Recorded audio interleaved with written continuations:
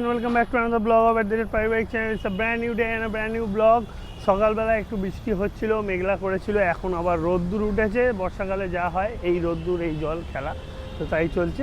ওদিকে ও স্কুলে চলে গেছে, আমি সকালে উঠে আজকে আমার পড়ানো ছিল না, তাই ব্লগ টকগুলো এডিট করে নিলাম। ও আজকে গোপালকে সেবা দিয়ে বেরিয়ে গেছে সকালবেলায় স্কুলেতে, তা ব্লগ টক এডিট করে নিয়ে এবার এখন আপাতত আমি আমার কাজে টাজে বসবো, একটু কাজ টাজ করবো। বাইরের দিকেও একটু বেরোনোর আছে, যদিও ওয়েদারের জন্য জানি না শিওর না যে বেরোতে পারবো কি না। আর তাছাড়া অফিসের কাজগুলো এগিয়ে রাখি, যাতে পরে ওয়েদার ভালো থাকলে একটু বাইরে বেরোনোর সুযোগটা হয়। তো দেখা যাক কী হয় না হয়, সারাদিন কীরকম হতে চলেছে সব তোমার সাথে শেয়ার করবো। সাথে থাকো, সঙ্গে থাকো, লাইক শেয়ার কমেন্ট করো, সাপোর্ট করো আমাদেরকে অনেক অনেক অনেক। দেখা যাক আজকে সারাদিনটা কী হচ্ছে। অবশ্যই প্রচুর সাপোর্ট তোমাদের দরকার আমাদের, এটা রোজই বলছি, হয়তো তোমাদের একঘেয়েও লাগছে জানি না, কিন্তু প্লিজ প্লিজ প্লিজ সাপোর্ট করো, নাহলে আমরা এগোতে পারবো না। শর্টসগুলোও দিচ্ছি, শর্টসগুলো অনেকেই দেখো, যেটা ভালো লাগে লাইক করো, কমেন্ট করো, সেটাও ভালো লাগে, কিন্তু ভিডিওতে তোমরা একটু কম নজর রাখছো মনে হচ্ছে। যাই হোক, দেখো, পারলে পুরো ভিডিওটা দেখো, তাহলে আমাদের খুব ভালো লাগবে, আমাদের সাপোর্টটাও হবে, সেক্ষেত্রে আমাদের আওয়াজটা পূরণ করতে সাহায্য করো প্লিজ। তো চলো আজকের দিনটাই আমার ব্লগটা আমি এখান থেকে শুরু করতে চলেছি। সকালে উঠে স্কুল করে চলে এসেছি বলতেই পারো, এখন মিড মর্নিং 11টা বেজে গেছে। তো এখন এখানে আসার পরও সকালবেলা তোমাদের সাথে মর্নিং নিশ্চয়ই এতক্ষণ করা হয়ে গেছে, বলছো তো? একদম হয়ে গেছে, ব্রেকফাস্টও হয়ে গেছে। আমি সকালে একটুখানি খেয়ে চলে গেছিলাম, এখন এসে একটুখানি খেলাম, আবার জুস খাওয়ার পর এখন মাকে ফোন করবো, তাই মার সাথে কথা বলবো। আর এদিকে একটু দুজনের বেরোনোর কথা আছে, কিছু সাংসারিক জিনিসপত্র কেনাকাটা আছে, যেগুলো কিছু বাকি ছিল সেগুলো পাইনি বলে, তাই সেটা কিনতে হবে, তাই বেরোবো দুজনে মিলে। তাই এখন আর রান্না এদিকে শ্বশুরমশাই করে নিয়েছে, একবারে তোমাদেরকে দেখিয়ে দিচ্ছি। এই যে এখানে আলু সেদ্ধ আছে, ওল সেদ্ধ আছে, আর এখানে সোয়াবিনের তরকারি হয়েছে, আর এখানে হচ্ছে ডিমের ঝোল। এই হয়েছে আপাতত। শ্বশুরমশাই এদিকে রান্না করে নিয়েছি, যেহেতু আমি বেরোবো বলেছিলাম, ও হয়তো বলেছে, আমার সাথে কথা হয়নি। আর এদিকে ভাত হবে, তাই ভাতটা দিয়ে চালটা রেডি করে যাবো, বেরোবো। তার জন্য ড্রেসটা এখনো চেঞ্জ করিনি, ফ্রেশও হইনি।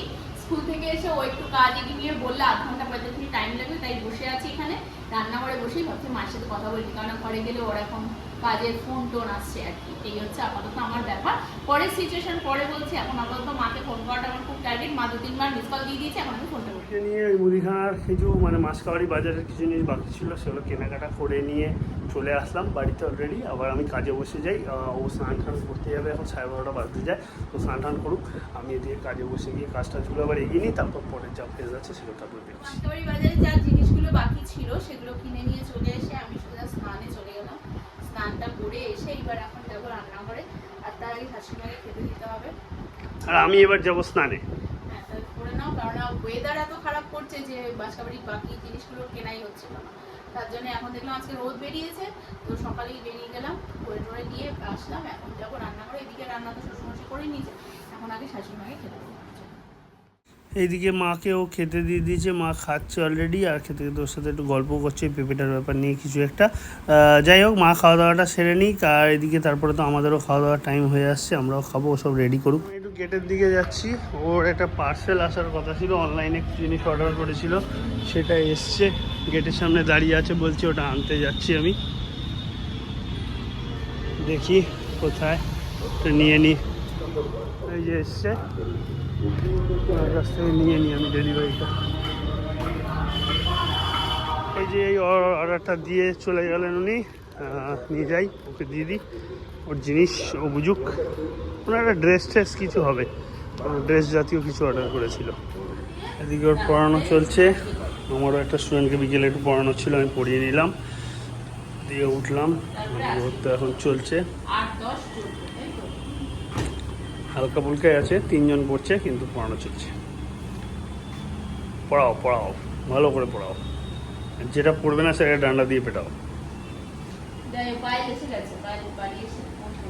পায়েল বাড়িতে চলে এসছে, বাহ, ভালো কথা।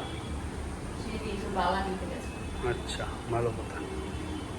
তাহলে বান্ধবী হসপিটাল থেকে বাড়ি ফিরলো। চলে এসছি জিমেতে, তারপরে যাচ্ছি, এই হচ্ছে আমি ওকে দিয়ে ভালো করে এক্সারসাইজ করিয়ে দিয়েছি, দেখি কী করা যায় আজকে।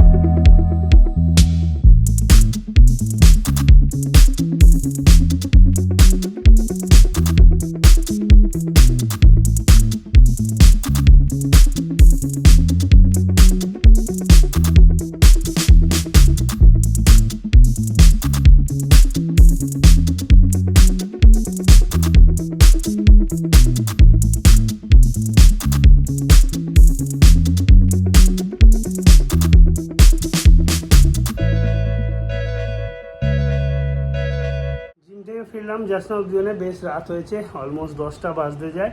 ও রান্নাঘরে গেল আমাদের রাত্রের ডিনারটা রেডি করতে। দেখি গিয়ে কি করছে না করছে, তারপর খাবো দাবো শোবো। উফ, খিদেও পেয়ে গেছে খুব জোর। এক্সারসাইজ করতে তো অনেকক্ষণ ধরে এক্সারসাইজ করা হয়েছে, তো আমি অল্প অল্প করি, ওর মতন অতটা খাটি না, কিন্তু তাতেও যেটুকু করি খিদে টিদে তো পেয়েই যায়। আর ও তো প্রচণ্ড খাটে, মানে কিছু বলার নেই, ওর মতন স্ট্যামিনা আমার নেই পরিষ্কার। যেমনটা তোমাদের বললাম, আমাদের রাত্রের ডিনার রেডি হচ্ছে। এই যে তাওয়া ফ্রাই করা মাছ, মানে তেল তো নাম্বার তো। এখন আমার নিরাশার কারণ হয়ে গেল, এতদিন ভরসা দিয়ে দিয়ে আমাকে নিরাশা ফেলে দিয়েছে, বলার নেই সেটা। সেটা আর কি বলবো তোমাদেরকে। আমার এতদিন ধরে শুনলাম ফোনের ব্যাটারি চেঞ্জ করে দেবো, ফোনের ব্যাটারি চেঞ্জ করে, সেদিনকে তোমরা দেখলে স্টার মারে গেলাম, পেঁয়াজটা একদম চোখে চলছে।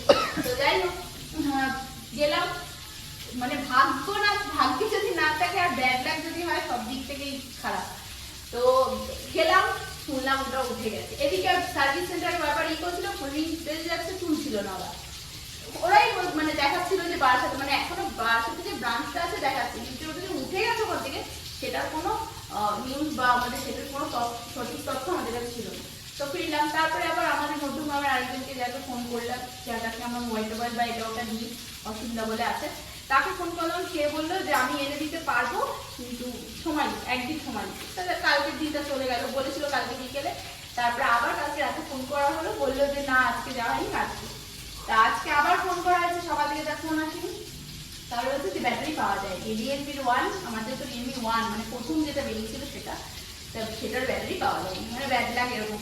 বললো কোনো উপায় নেই, কিছু করার নেই, এই হতে এখন এই মুহূর্তে ফোনটা আমি চেঞ্জ করবো না।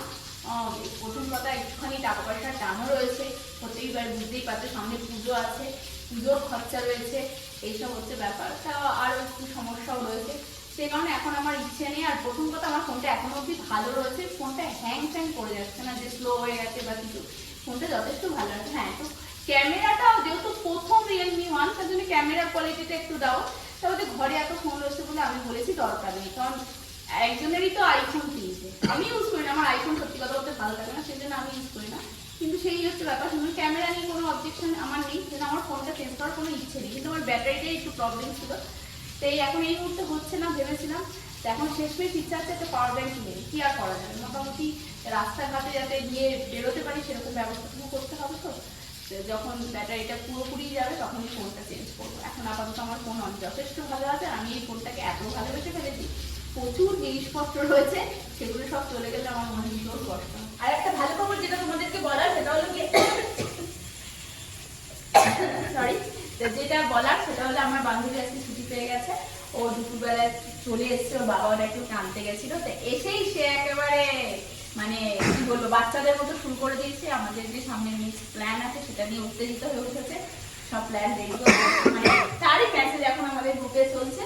তো যাই হোক, একটা ভালো খবর যে সুস্থ হয়ে বাড়ি ফিরে এসেছে, ডাক্তারও বলেছে যে এখন একটু সুস্থ আছে, যথেষ্ট মানে খুব তাড়াতাড়ি রিকভারি করে নিয়েছে, যার জন্য ছেড়ে দিচ্ছে। নয়তো কালকে রাতেই যেখানে ওর বর বলেছিল যে 2 দিন অন্তত এখনো অবজারভেশনে রাখবে, এটা আজকে শুনে খুবই ভালো লাগে। তবে ওকে ইনহেলারটা কিন্তু নিতে বলেছে এই মুহূর্তে, তো সেটাই বলার। আর যাই হোক, ও যদি আমার ব্লগটা দেখে থাকে তাহলে আমিও এই কথাটাই বলবো, যেন ও অবশ্যই নিজের শরীরের খেয়াল নেয়। আর তোমরাও প্লিজ প্লিজ আমার হয়ে ওকেও একটু বলে দিও, কমেন্ট বক্সে বলে পারে, ও হয়তো দেখতে পাবে যদি আমার ব্লগটাও দেখে থাকে, মানে আগামীকাল যখন আমি পোস্ট করবো দেখতে পাবে যে নিজের শরীরের প্রতি খেয়াল অবশ্যই আগে রাখতে হবে। যেহেতু ওর বাবা রয়েছে, এখন মা নেই, বাবা রয়েছে, হাজব্যান্ড রয়েছে, শাশুড়ি রয়েছে, সুতরাং সংসার পুরোপুরি ওর উপর, সুতরাং ওর যদি কিছু হয়ে যায় তখন কি হবে, যেমন আমার ওপর আমার সংসার, এই হচ্ছে ব্যাপার।